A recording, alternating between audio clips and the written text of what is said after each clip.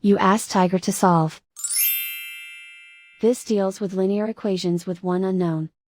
The final result is x equals -16/3. Let's solve it step by step. Simplify the expression. Expand the parentheses. Simplify the arithmetic. Expand the parentheses. Simplify the arithmetic. Group all constants on the right side of the equation. Subtract 16 from both sides. Simplify the arithmetic.